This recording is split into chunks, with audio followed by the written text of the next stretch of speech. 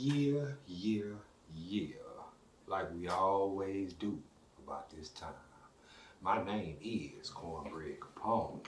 This is Unpopular Honesty, the home of brutal honesty and real hip hop music. Oh man, we got a lot to unpack today. Before I even get started, man, I'd like to shout out to everybody who has supported Breademic. You have made it one of the most well-received projects that I have ever released to date. I thank everybody for streaming, downloading, playing, watching the video. You know what I'm saying? Much love. And stay tuned because Ladies Room is up next, man. You know what I'm saying? Very, very, very soon. You know what I'm saying? For the grown and sexy. Now, I mean, well, let's get into it, people. You know what I'm saying? I mean, it's a lot of things to unpack this week. You know what I'm saying? First things first, Swiss Beats announces Versus 3.0 coming very, very soon. I feel like a couple of those matchups that people have been waiting to see will finally take place. He hasn't made an official announcement, you know what I'm saying, but I'm sure when he does, you know, the general public will know. T.I. plans to kill his King of the South persona with the release of his 12th and final album titled Kill the King. He has been talking about this pretty much since that situation that happened with him a couple of years ago, where he was being accused of some things and nothing ever came of it. And he was talking about the title of the album at that time. You know what I'm saying? As an artist, you know, he has had one hell of a career. He has had hit records, classic albums, millions of records sold, lots of fame, lots of popularity, lots of classic verses. You don't want to see somebody with a good legacy leave the game. But if he feels that this is the end and this is what he has to do, so be it. I also seen somebody say, you know, people love to talk about their deaths with the titles of their records. And that's a funny thing, you know. I'm glad that he gave an example as to why the title of the album is that. You know what I'm saying? It's killing that persona, because that persona has rubbed people the wrong way for many, many years. You know, I can remember when I first saw his ad for his very, very first album before anyone knew who he was. And it said King of the South. And, you know, I'm saying to myself, who is this guy? You know what I'm saying? Because you're not King of Texas. You know what I'm saying? Like, King of the South, that's a very bold statement. And you have to have everyone on the South on board with that. Now, he had Atlanta on board with that. You know what I'm saying? I say King of Atlanta, okay. You know what I'm saying? But King of the South, you know, that's a slippery slope. You know what I'm saying? To come in the game at 2001 when really the South, the Southern seeds in rap have already been planted. Ghetto Boys, UGK, 8Ball and MJG, Outkast, Goody Mob, you know, Luke and the 2 Live Crew. They already blazed the trail and laid the foundation for the South. And none of those guys, even UGK, none of those guys call themselves kings. Just something to think about. Ice-T receives his star on the Hollywood Walk of Fame. Congratulations to the OG, you know what I'm saying, for that. You know, he started off making music. His very, very first acting role was in a movie called Breaking. where he was the MC at a club. You know, from that point on, released albums, released music, you know, has timeless records. Did a movie called New Jack City that was very, very big in the early 90s. And then he did a bunch of, I guess you would call B movies or low rated movies, you know what I'm saying? But then eventually led him to Law and Order, where he's been there for 20 years. So shout out to Ice-T. Condolences to Cameron on the passing of his mother. God bless. Sending prayers and healing energy. Killer Cam. The Locks get the mural treatment in the Bronx. Shout out to the Locks, man. You know what I mean? Wu-Tang, An American Saga. Season 3. You know what I'm saying? I love this show, man. You know what I'm saying? It's a shame that, you know, it's ending after only 3 seasons when I feel like it can continue. And I hope that there is a petition in place where the show can continue because it needs to. I like it, man. I like everything that they're depicting right now. You know, if you're watching season 3, you'll know that they're, you know, they done already put out their debut album. Meth has already put out his album. It's close to being platinum. They're about to put out the You're All I Need remix. ODB is getting his act together, getting his album together, and Raekwon and Ghostface are cultivating what would become the Purple Tape, only built for Cuban links. And also GZA is putting together Liquid Swords. You know what I'm saying? So you get to see all that, you know what I'm saying, in the middle of, you know what I'm saying, everything that's going. It's a great show, man. If y'all haven't watched it, man, please check that out. You know, Hollywood is I guess opening its doors back to Will Smith in light of a I Am Legend sequel that has been announced with Michael B. Jordan, and also Bad Boys 4 with Martin Lawrence. Looks like, you know, he's on the comeback trail. You know what I'm saying? I'm happy because we don't have to wait years for another Bad Boys. Love Bad Boys.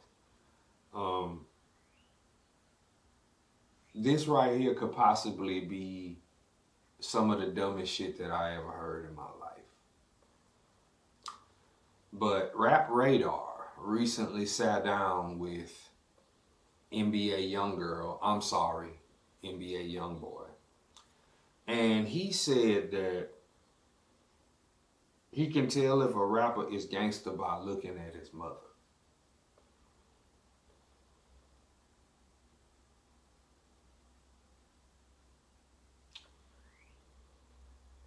At that point, the interview with Rap Radar should have stopped due to the immense stupidity that was coming from its guest. That's the dumbest fucking thing I ever heard in my life. It's funny that the rappers who talk about being gangsters are the ones who wear makeup and nail polish. Newsflash, there's nothing gangster about you. Gangsters don't wear makeup and nail polish. Gangsters don't sit between men's legs in music videos. People need to stop talking about gangsters if you're not one. You're an entertainer. You make music. Shitbowl music at that. But you're an entertainer. Somebody is entertained by your bowl of bullshit. That's what you are. You're not a gangster. You're not tough. You're not nobody to fear. You make fucking music. You're not a tough guy. You're not a gangster. You're not the gauge of how gangster someone is because you don't know. It just sounds stupid.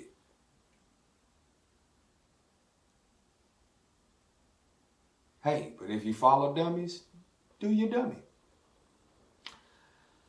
Is it the year of posthumous albums? a lot of artists who are deceased, record labels are planning to release that music this year. Already so far, we have had posthumous albums from Big Scar, who is, I guess, Gucci Mane's artist, and Young Dolph. And along with that, they have announced that there's a Takeoff solo album that could possibly come out this year. There is some unreleased music from Tupac Shakur that will come out this year. There is, I'm not sure what's going on with the estate of Nipsey Hussle. I know that when he passed, he had enough material for 4 albums, but they said that they're not going to be releasing any music for whatever reason. I don't know why, but I would think that there's more unheard Nipsey music that's in the vault, but I don't know why they're not releasing it. I know some people who don't like to listen to deceased artists. I have a friend who recently told me that he doesn't like to listen to artists who are dead because he can never hear them grow. And he was the only person that has ever given me that answer. You know what I'm saying? Because for the most part, when people like albums or people like artists, whether they dead or alive, they're going to listen to them. And especially if they're dead, that's going to really increase the chances of people listening to them. I feel, it don't matter, long as they don't destroy the music, I'm going to listen to anything that they release from Tupac Shakur. I'm going to listen to anything that they release from Pimp C, Nipsey Hussle, a lot of other people I can't speak on. But I don't have a problem with listening to my favorite artists, despite them not being here. Long as the music is straight and they don't, destroy the music, you know what I'm saying?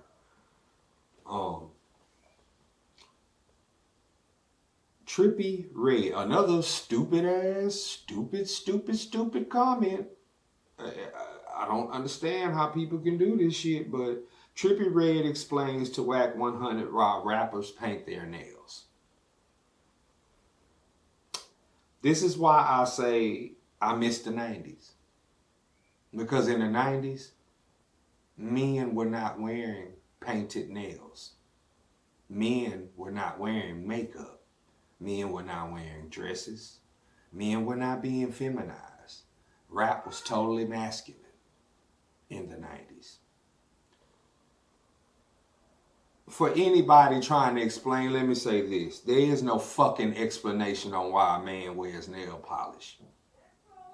There is no explanation on why a man has accepted being feminized in today's culture.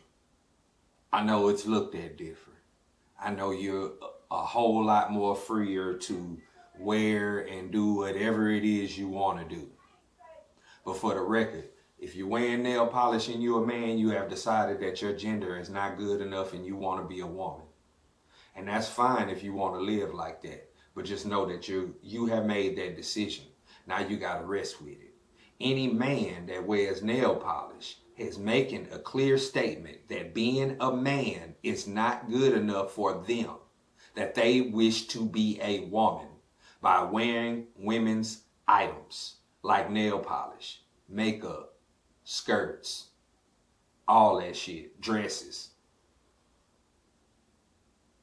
At Unpopular Honesty, we are not accepting or condoning sucker shit in no shape, form, or fashion. You not hip hop. That's not hip hop. Wearing nail polish is not cool. It's not gangster. It's not being a thug. It's not being none of that. It's being a punk. It's being a sissy. It's being a you-know-what, a fruitcake, a sugar sausage. You like sugar in your tank, boy. That's what it mean. That's what the fuck it mean.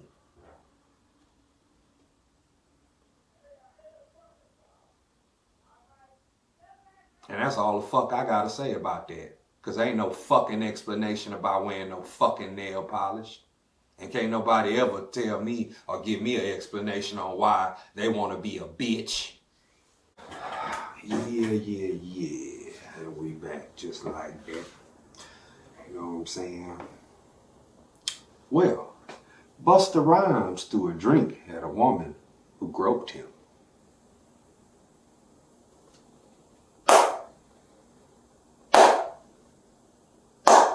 Bravo. Clap, clap. You know why? Because if that was a woman, they would want that person instantly arrested. Consider you got off light. He threw a drink at you. That's how I feel about that. Nipsey Hussle receives new platinum certifications on the 5-year anniversary of Victory Lap. Rest in peace to Nipsey Hussle. Victory Lap was a great album. And I'm going to be totally honest right here. A lot of people didn't even pay attention to Victory Lap when he was alive. They didn't pay attention to Victory Lap until after he died. Case in point, when it was released, it sold about 50,000 copies in 2018. And after March 31st, 2019, it became the highest selling rap album of 2019. The moral of the story is, don't wait till people die to get on them. Get on them while they're alive. You know what I'm saying? That's the truth. Redman promises Muddy Waters 2, sequel to the 1996 classic Muddy Waters, equipped with Superman Lover. If anybody is familiar with Redman's albums, you know, he has a song called Superman Love on just about every one of them. And he's up to part 7, and that's ready too. You know what I'm saying? With a supposedly an animated video along with that. You know what I'm saying? There's so much going on right now, man. You know, outside in music and outside of it. Some things I'm gonna talk about. Some people I'm not gonna talk about, because some of the people who I feel like I'm not gonna discuss, they have little to no relevance at all. But I'm gonna say this. When you invite a man to your genitals, you got to be ready with what come with that. You know what I'm saying? If you out here talking reckless to people, I hope you're ready for it, because it's coming your way. You know what I'm saying? You can't, I don't know what kind of world this is now, or what kind of, you know what I'm saying, how boys be conducting themselves out here, but it's just certain things you can't say to a man, or that line is crossed. And it ain't no conversation. It ain't no conversation need to be had. You know, once you invite a man to your genitals, you better be ready to go to war behind that, because that's what's going to happen if you fucking with somebody that's a real man. Now, if you fucking with one of these old internet, you know, thumb gangsters, then y'all gonna go back and forth. You know what I'm saying? All day long. But, man, don't no real man I know invite another man to their genitals. That's not the manly thing to do. I don't know what kind of world niggas is living in today, but this shit disgusts me. You know, to be honest with you. It's like, certain things are being forced upon us. Certain lifestyles are being forced upon us. Even straight people who are straight. This, you know, you can't watch television today without seeing certain things. You think you can escape music, but A lot of that has even corrupted the music. It's more, gay rappers now than ever before. They turn rap out, to be honest with you. To be totally and perfectly honest with you. That's why a lot of people have stepped away from it. That's why a lot of people could care less about it, because it has become tainted.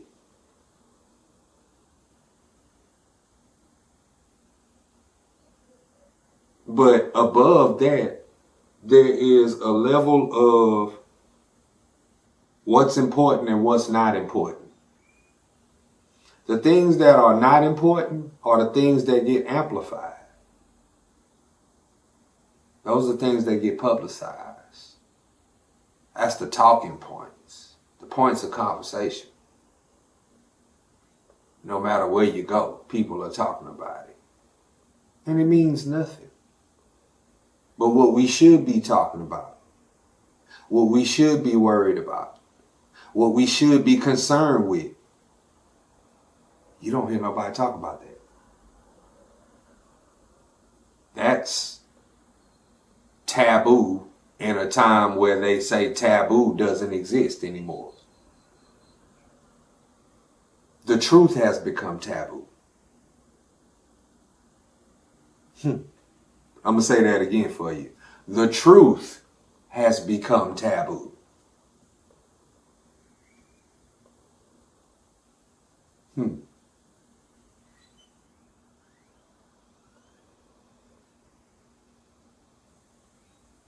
A lot of people out there need to wake up and realize what's going on.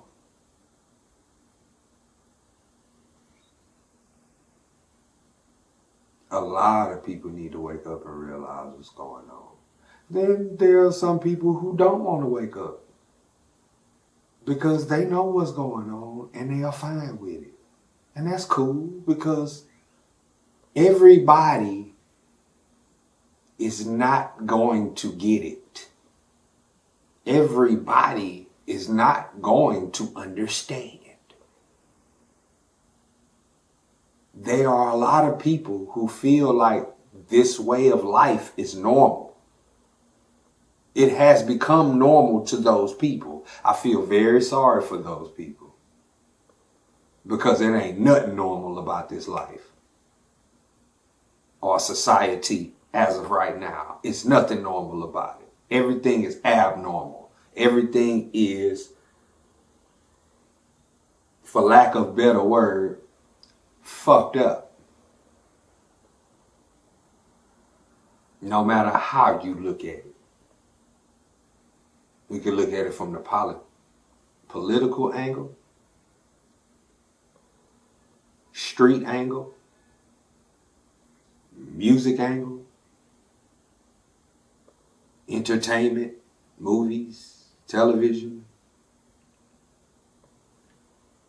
parenting, households, relationships between children and their parents. Everything is out of order. Do I have all the answers? No, I don't. Am I an expert? No, I am not. I'm just a realist. I'm just the honest person that's honest enough to get on the camera, look you in your eye, and tell you, hey, it's bullshit out here.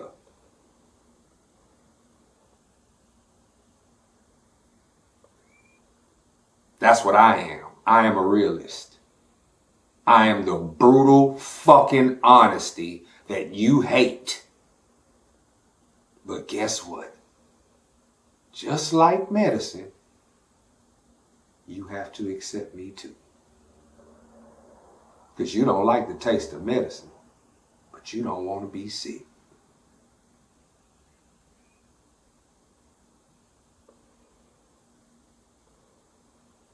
Something very interesting that I came across yesterday.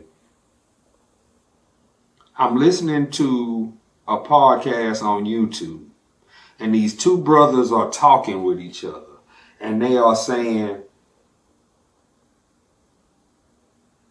Hollywood manipulates the masses. Why? Because the power lies within the masses. If the masses don't put down that money to go see that movie, it will make nothing at the box office. So the brother's point was to say that people hold a lot of power within entertainment. Because if we don't put our money down to watch, if we don't pay attention enough to even talk about it or engage, it will go ignored. So I said, this is very, very interesting. Because he gave an example of Netflix. Netflix had a discrepancy about people sharing their passwords until the people had to rally up and say, hey, we shouldn't have to pay more for sharing our passwords. And then Netflix said, well, yeah, we won't charge you for that. And when they was talking about it, I'm saying to myself, yo, is that for real? Like, that really happened? And come to find out it did. And I'm saying, damn. So if I'm knowing if people have this power, why don't they use it for good?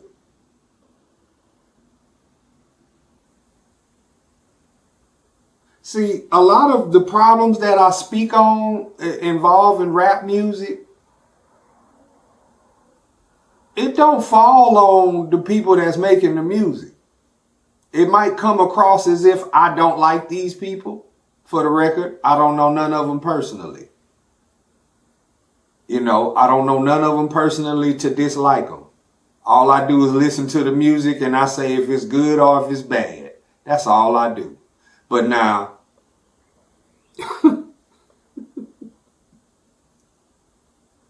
you have people that don't know the difference.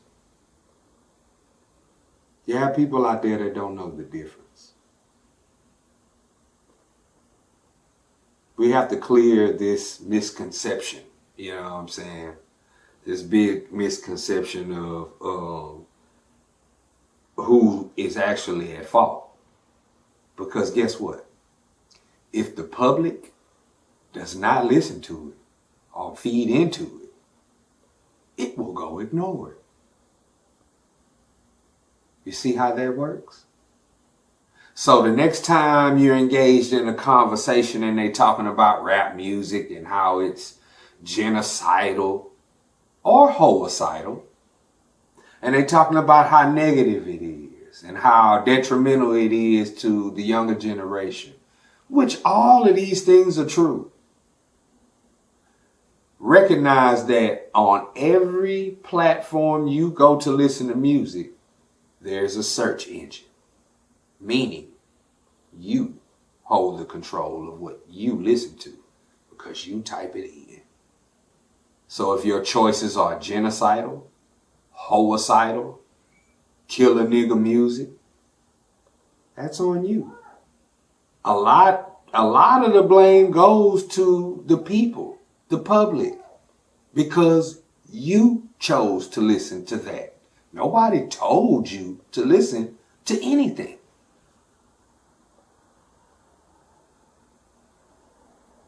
Well, just like you listen to trash, how about you listen to some real fucking music? How about that? Try that one. Let's see how that works in the atmosphere. You know what I'm saying?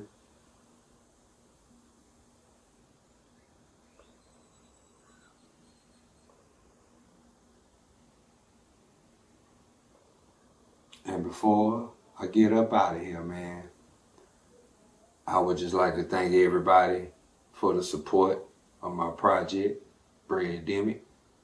Look out for them videos. Blast and Weekend is on the way. Currently putting those together right now. And stay tuned for Ladies Room. You know what I'm saying? Ladies Room, the album, coming very, very soon from One Man Records. And after that, 3-4 Action, Cornbread and Dime Dotto, Overflow Entertainment, and One Man Records collaboration. You know what I'm talking about? So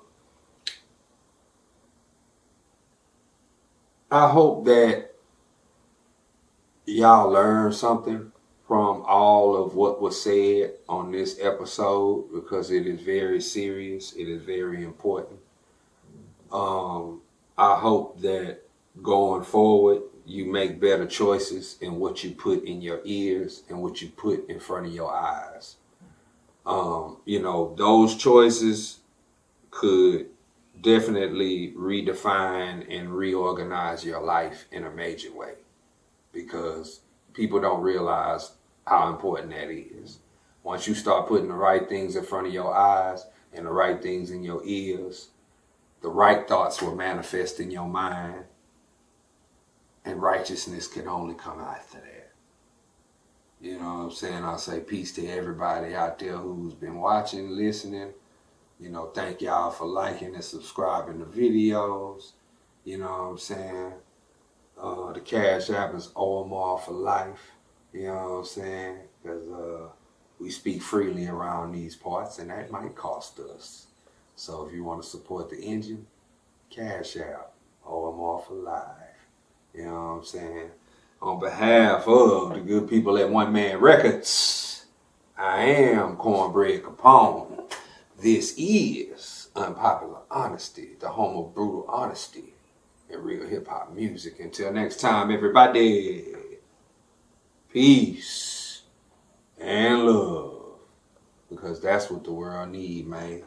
Peace and love.